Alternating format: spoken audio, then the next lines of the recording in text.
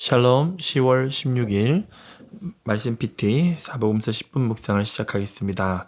오늘 말씀은 마태복음 13장입니다. 오늘 말씀은 58절까지 있는 굉장히 긴 장이기도 하고요. 또 비유의 말씀이 많아서 설명할 내용이 많습니다. 제가 줄여보려고 했지만 그 내용이 많아서 많이 줄이진 못했는데 여러분들 조금 영상이 길어질 수 있지만 여러분 집중해서 들어주시고 또 집중할 수 있는 시간에 또 들어주시면 또 감사하겠습니다. 네, 오늘 본문에서는 어떤 내용이 있는지 한번 살펴보겠습니다. 오늘 본문은 천국에 관한 비유이면서 마태복음에 등장하는 예수님의 세 번째 강화입니다. 강남비전교회라는 교회의 한재용 목사님께서 비유에 대한 강해를 하셨는데 예수님께서 비유로 말씀하시는 이유를 이렇게 얘기했어요. 하늘에 뿌리를 두고 땅의 언어로 말씀하셨다. 그리고 절대적인 하나님의 나라를 상대적인 땅의 언어로 설명하셨다. 이렇게 하신 이유는 쉽고 가깝게 오신 하나님의 사랑이기 때문에 비유로 말씀하셨다. 이렇게 설명을 하십니다. 이러한 비유를 하신 이유와 함께 비유에 나오는 다양한 소재들이 민중들에게 너무나 친숙한 소재로 주님께서 설명하셨다는 거죠. 그런데 우리가 이 비유를 현대 시대에서 우리가 해석하는 데 있어서는 많은 또 연구가 또 필요한 것 같습니다. 오늘 내용들을 한번 쭉 살펴보시는데 편의상 절의 순서가 아니라 절과 절의 절을 앞뒤로 조금 바꿔가면서 설명을 해보도록 하겠습니다. 첫 번째는 10절부터 17절까지 예수님께서 비유로 설명하시는 이유를 말씀을 하십니다. 왜 비유로 말씀하십니까? 비유는 본연의 의미를 깨닫는 자와 깨닫지 못하는 자로 구분되게 되어 있습니다. 죄에 빠진 인간들은요, 14절에서 15절에 이사야의 예언과 같이 듣고 보아도 깨닫지 못하는 상태가 되었습니다. 그러므로 천국은 비밀스러운 것이 되었죠. 사람들은 이를 깨달을 수 있는 능력을 상실하게 되었습니다. 그래서 11절에서 말씀하시듯이 예수님의 제자가 되어서 허락된 자만이 이 비유를 깨달을 수 있게 된 것이죠. 그래서 천국에 제자된 자들에게 이 비유의 말씀을 깨닫는 것, 그것이 바로 복이다라고 말씀하십니다. 13절에서 내가 그들에게 비유로 말하는 것은 보아도 보지 못하며 들어도 듣지 못하며 깨닫지 못함이니라 이렇게 말씀하셨어요. 이것을 우리가 오해할 수가 있는데 예수님께서 듣는 자들을 의도적으로 천국의 바깥에 두시기 위하여서 비유로 말씀하셨다고 생각할 수 있습니다. 그러나 그렇지 않습니다. 만약 그렇다면 오히려 많은 이들을 대상으로 이러한 비유 자체를 하시지 않았을 것입니다.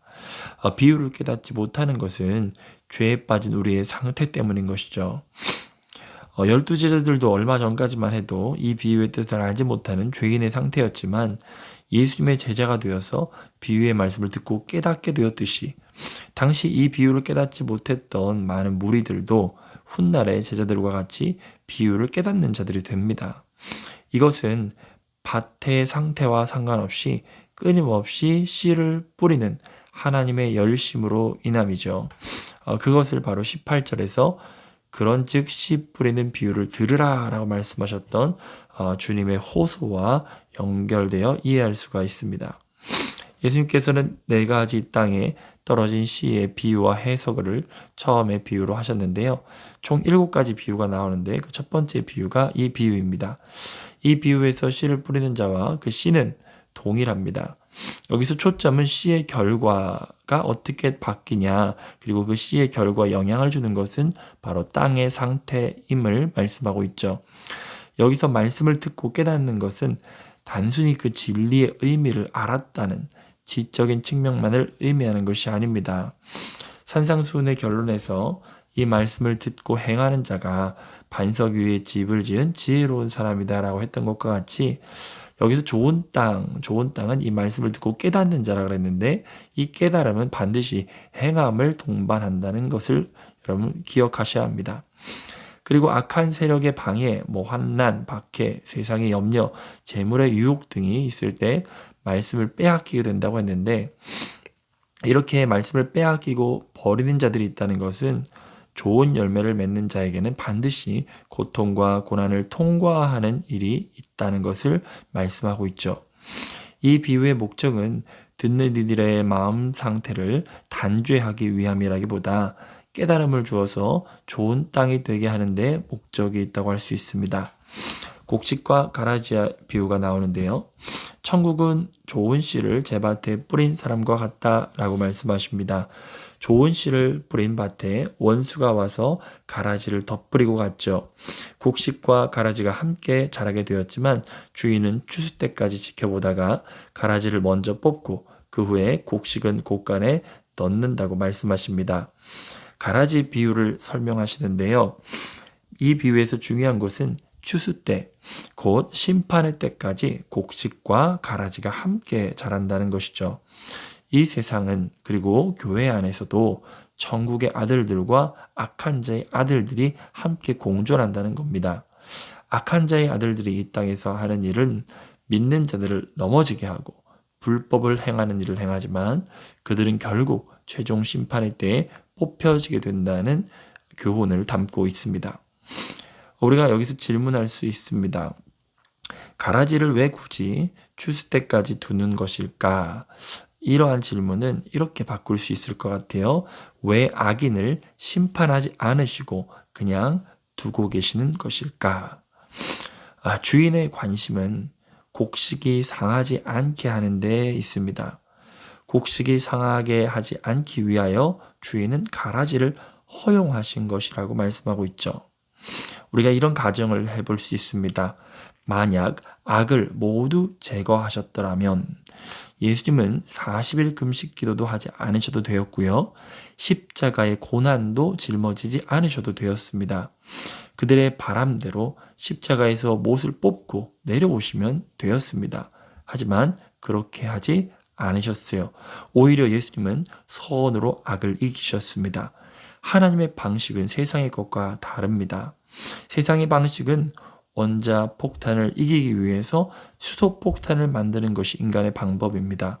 그런데 예수님의 방식은 왼뺨을 맞으면 오른뺨을 돌려드는 방식이죠. 십자가가 실패의 상징 같으나 하나님은 생명의 상징으로 이것을 바꾸어 주셨습니다. 때문에 악인이 현재 공존하고 있는 것을 우리가 제거하는 것이 선이라고 생각할 수 있지만 하나님의 방식은 그 악을 선으로서 이기게 되는 것을 주님께서는 더 원하신다는 것이죠. 천국의 비유 겨자씨와 누룩의 비유가 등장합니다.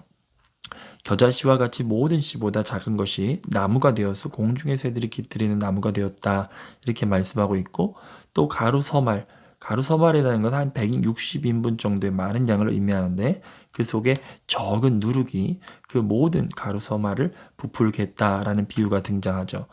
위 두 가지 천국 비유는 천국의 생명력을 나타내고 있습니다.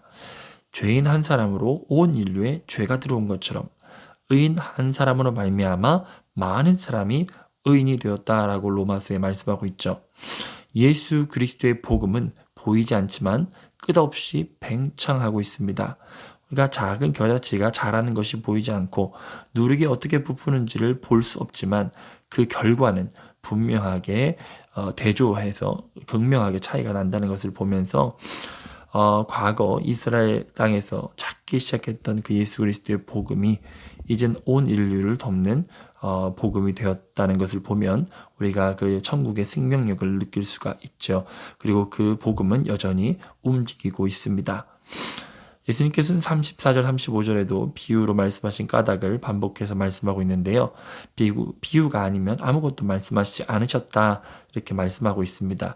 이 부분을 많은 이단들의 비유풀이의 근거로 쓰여서 모든 말씀을 비유로만 풀어 자신들의 이득이 되는 방향으로 말씀을 사용하고 있어요.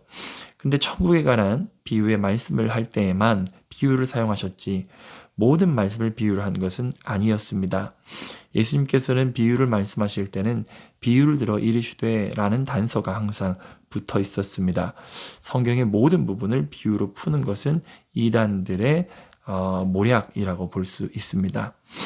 예수님의 때부터 창세부터 감추어진 것들을 드러나게 하셨다. 예수님의 때부터 창세 때 감추어졌던 것들을 드러나게 하셨다. 이렇게 말씀하고 있는데 히브리서 1장 2절 말씀해 보니까 이 모든 날 마지막에는 아들을 통하여 우리에게 말씀하셨다라고 말씀하셨고 골로새서 1장 27절에는 하나님께서는 이방 사람 가운데 나타난 이 비밀의 영광이 얼마나 풍성한지를 성도들에게 알리려고 하셨습니다.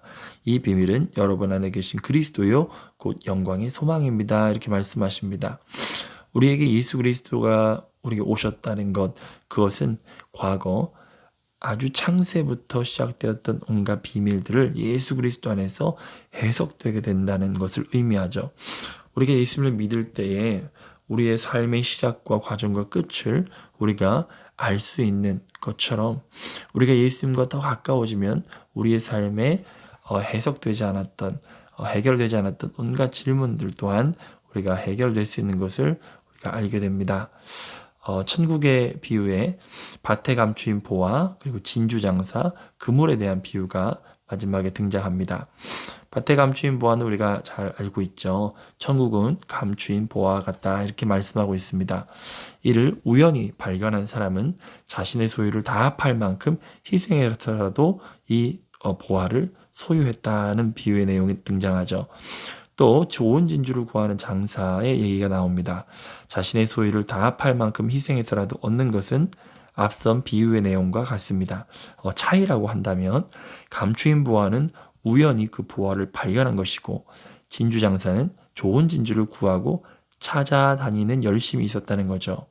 오늘날에도 진리에 대한 갈망을 느낀 이들이 복음을 듣거나 진리를 구하거나 복음을 들어서 변화되는 경우 또 진리를 구하거나 찾지 않았던 이들이 우연처럼 복음이 다가온 일들을 우리가 보게 되죠. 각종 물고기를 모으는 그물에 대한 비유도 등장하는데요. 마지막 최종 심판의 날에 의인과 악인을 가르신다는 내용이 등장합니다. 이는 복음서에서 일관되게 나타나는 내용이라고 할 수 있죠. 천국의 제자된 서기관에 대한 51절과 52절의 내용이 등장합니다. 비유의 결론으로 마태복음에만 있는 독특한 내용인데요. 새 것과 옛 것을 곳간에서 내오는 천국의 제자된 서기관이라 이런 표현이 있습니다. 구약과 신약 성경을 모두 망라해서 천국의 복음을 설명할 수 있는 자를 의미한다고 해석할 수가 있는데요.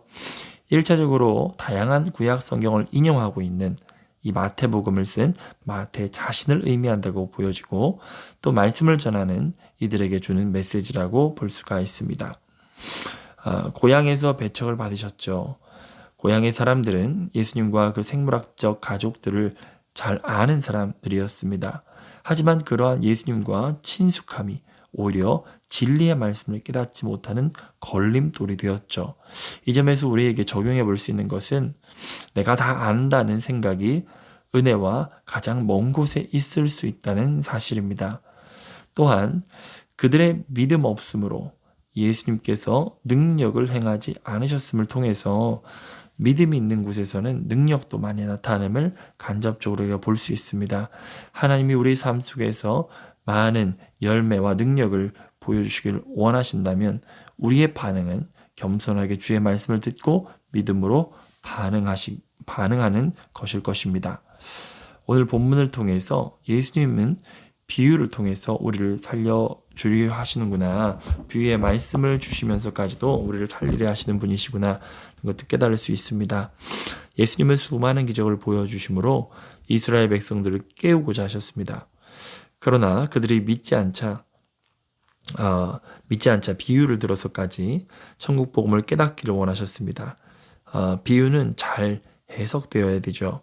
그러기에 비유를 주신 예수님의 마음을 느끼면서 비유를 대할 때 예수님의 세심함과 따뜻함을 느낄 수가 있습니다. 예수님은 천국을 알려주시고 천국으로 우리를 인도해 주시는 분이십니다. 우리 말씀을 붙들고 함께 기도합시다. 주여, 우리가 비유의 말씀을 통해 천국에 대한 믿음이 강해지게 하시고 이 땅에서 천국을 소망하며 어떠한 대가를 치르더라도 천국을 빼앗기지 않게 하여 주옵소서. 예수님의 이름으로 기도합니다. 아멘. 네, 오늘 한 주간 시작되는데요. 주의 말씀과 함께 동행하는 여러분 되시기를 축복합니다. 샬롬.